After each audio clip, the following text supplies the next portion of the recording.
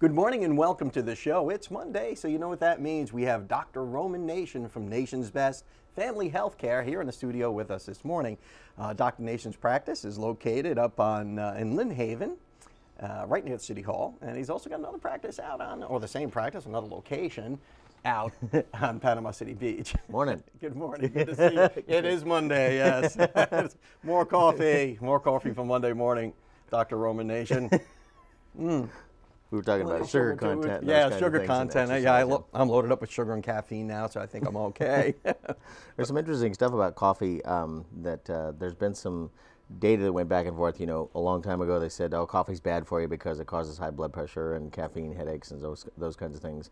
But there's some other things in coffee that have come out in the research that actually help prevent Alzheimer's. Oh my! So the general rule of thumb that we run into trouble with folks that drink coffee and then smoke at the same time. The coffee part is not bad, and the black coffee part is actually not bad at all.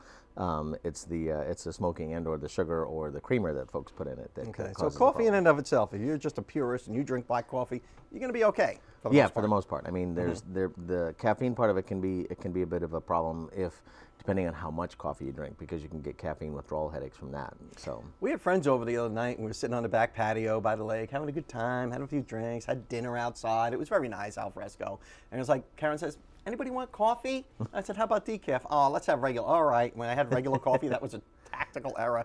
I mean, because, you know, went to bed and then caffeine kicked in about 2 a.m. and I was wide awake after that. Yeah, and it sticks around for about 4 to 6 hours. And there's a lot of misnomers about coffee in terms of thinking that coffee or caffeine can help overcome things like hangovers or alcohol, poisoning and those kinds of things. It doesn't do any of those types of things. No, you're just fully aware you feel like crap when you drink a lot of coffee after it'll mislead you into thinking you're sober enough to drive. Yeah. But you're not. No, that doesn't do anything for the alcohol content in your system. You know, it just makes you a little more awake. But what's interesting is a lot of people think that coffee throughout the day will help keep them awake, and it does to a certain extent. It's not the caffeine again that provides the benefit. It's actually the other ingredients that are in black coffee that have the brain functions part. Oh, really? Oh, okay. So not necessarily the caffeine.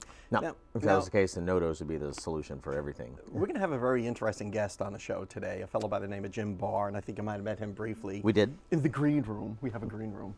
Okay, a green wall. But anyway, you met him briefly. Yep. He's 75 years old.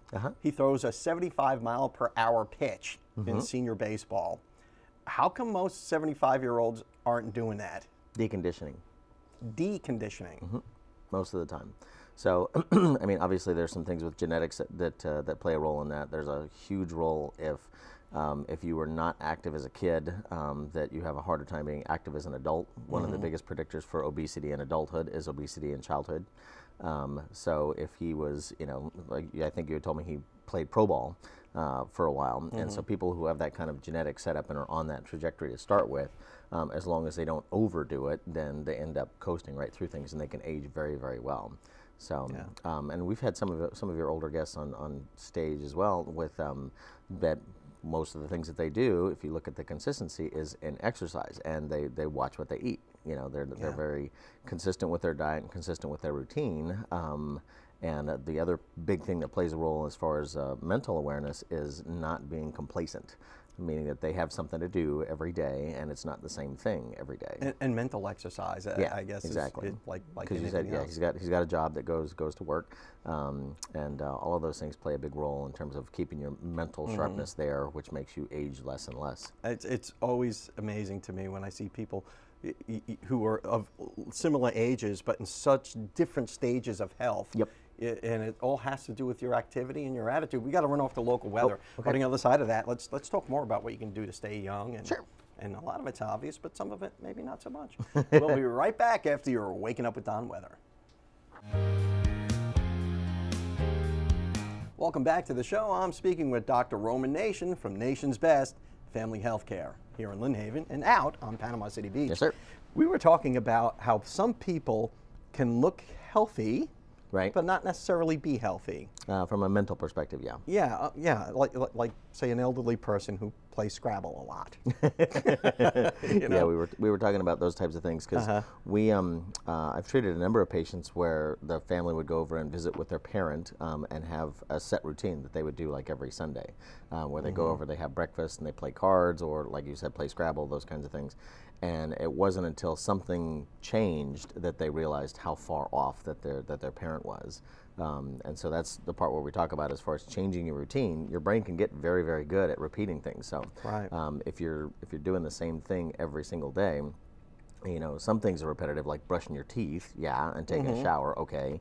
But when you look at, you know, brain activities, you know, playing the same game or playing the same routine or watching the same game show, you know, those types of things are all, they only exercise a very small portion of your brain, and they don't do any of the other logic puzzles or things that it needs in order to exercise all those other parts of your brain. So, you know, again, back to our friend Jim Barr, he'll be on the show later. You know, he also works at Gulf Coast State College, and he does education encore for seniors. So basically, if you're a senior who just want to learn something new or different, maybe you don't want a degree, maybe you just want to learn. Just learn. There's a health benefit. Yeah, there's a huge amount of health benefits to picking up something new, learning a new skill, trying a different routine, doing a different set of problems, and that's where you've seen some of these other things like, you know, Scrabble came into vogue, and then it's kind of faded away. Sudoku came into vogue, and it's kind of faded away.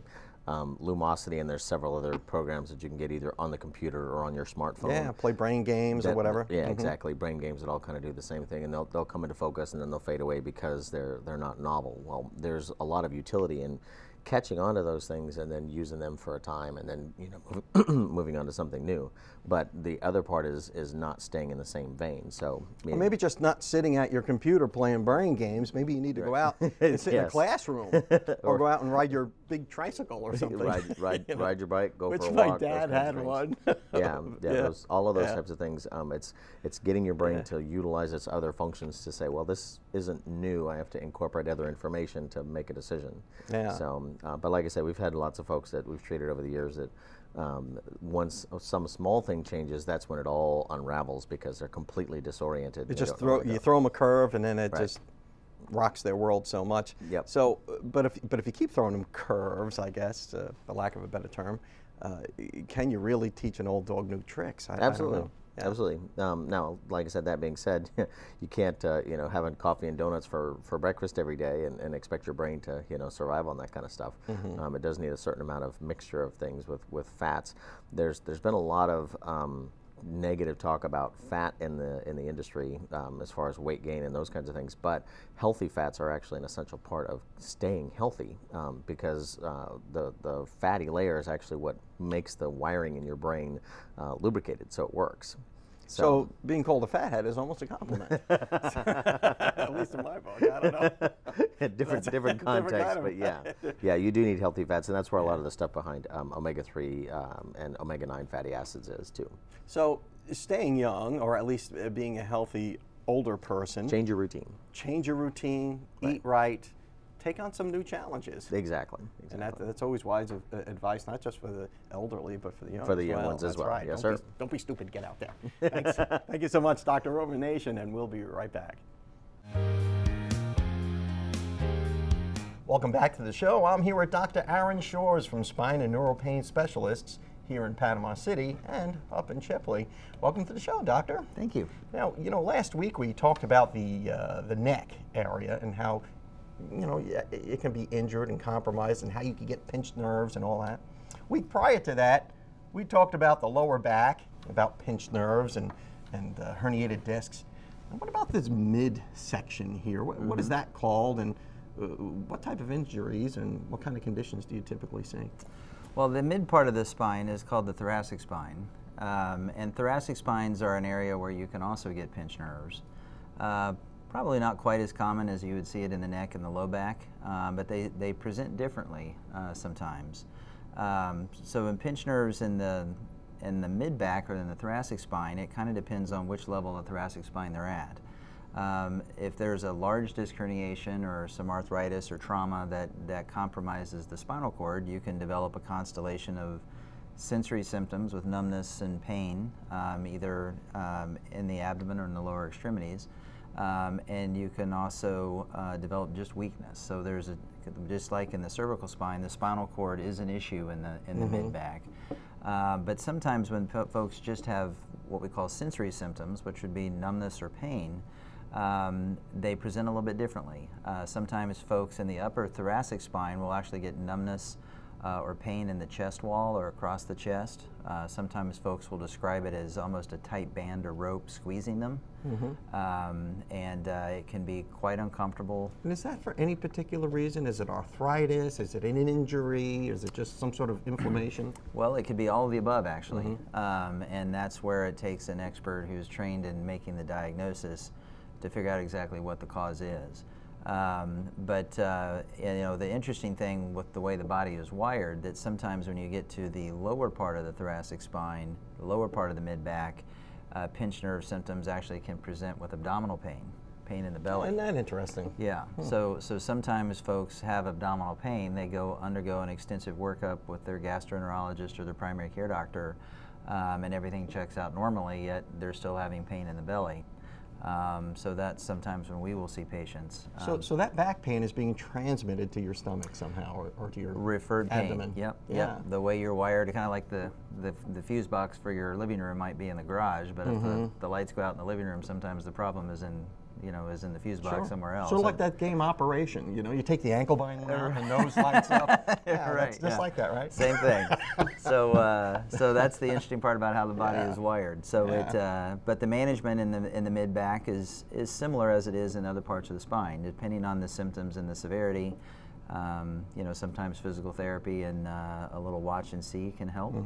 Sometimes other medications or injections are necessary, and in extreme cases, you know, other more aggressive interventions like surgery can be required as well, depending on the severity of symptoms. I mean, you just have to, it's such a scary area of the body because of your spinal cord. You know, you get an injury there, I mean, it could be a life-altering accident or whatever, or trauma. Yes. If you're not careful. Absolutely. If you damage the spinal cord in severe instances, certainly worst case scenario, you could have paralysis or other problems. But many times folks will have just sensory issues. They'll just have pain or numbness, and they're not always associated with a high degree of paralysis.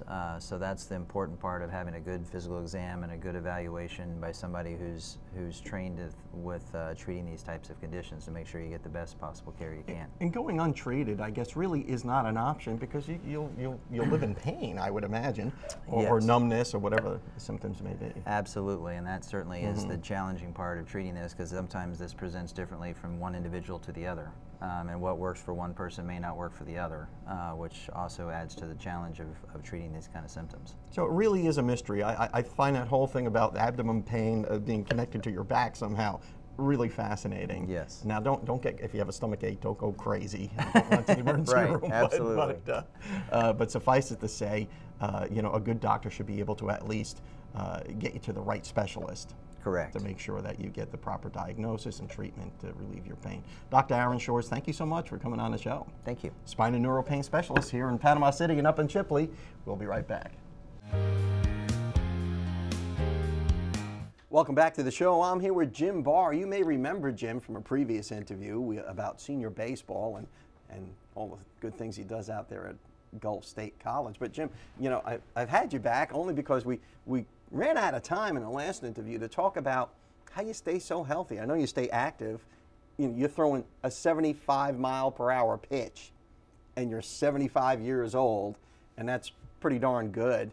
And you had mentioned there were 3 things that you did to relieve your stress, and that's what you attribute your good health to. Yes, Don. Several years ago, I decided if I were going to survive, since I lost all my immediate family members to cancer, then I had to figure out a way to eliminate or reduce the stress in my life.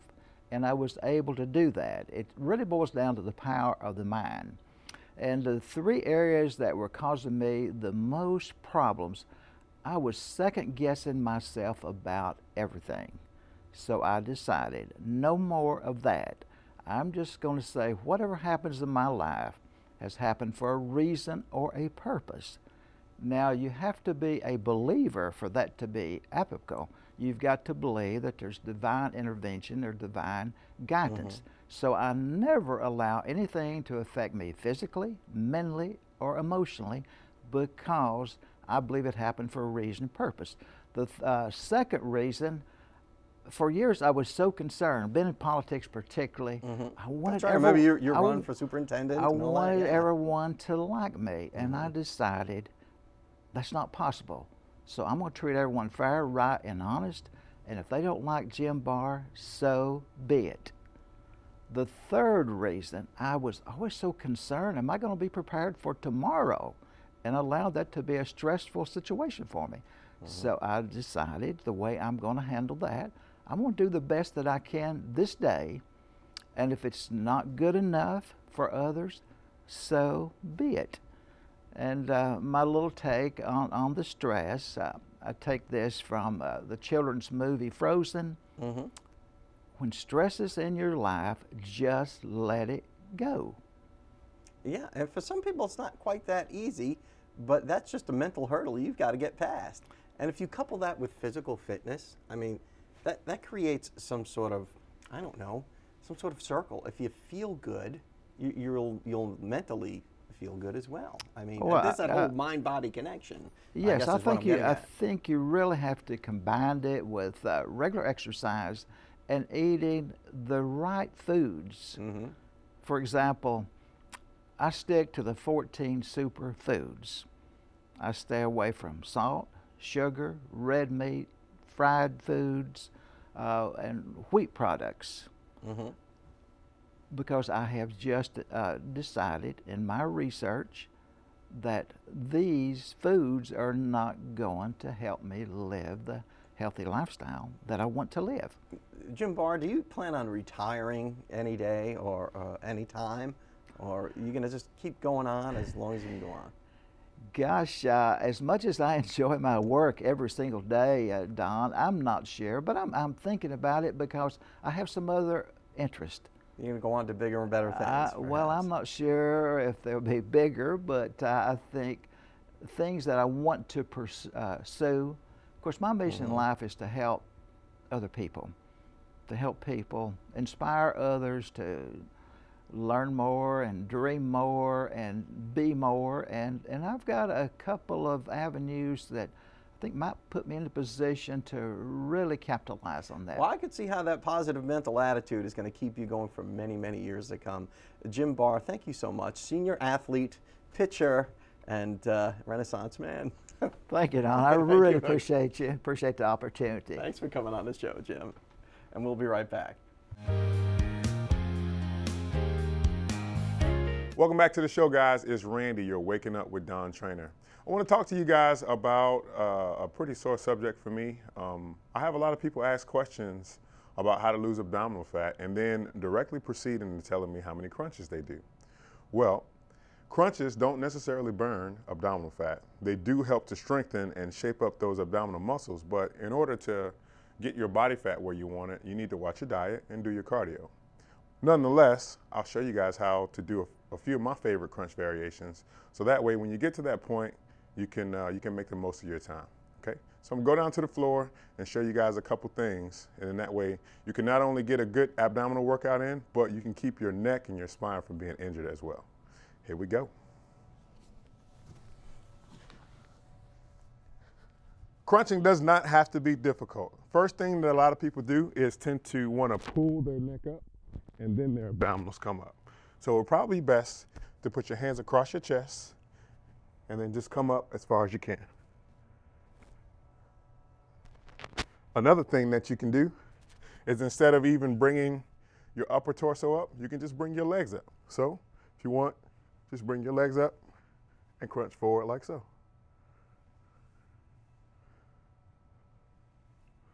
From this position, you can also mix those two different types of crunches. Put your legs up here, gently place your hands on the side of your head, and try to use your knees as a target for your elbows to come up and touch. Just by using these three variations of the crunch, you can get a pretty effective ab workout and keep your spine and neck in good shape without causing any injury.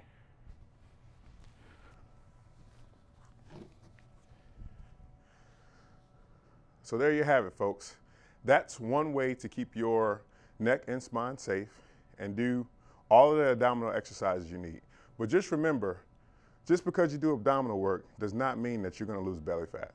And one thing to keep in mind is if you do too many crunches and you're not doing anything to keep your body fat in check, it's only going to make your stomach protrude even further. So just keep all those things in mind, and it'll keep you healthy and happy. If you want to reach me, you can always email me at 5lfitnesspc@gmail.com. Our website, www.5lfitness.com, and we're also at Impact Fitness in Callaway, and we're the sole providers of personal training services at Tyndall Air Force Base. Thank you.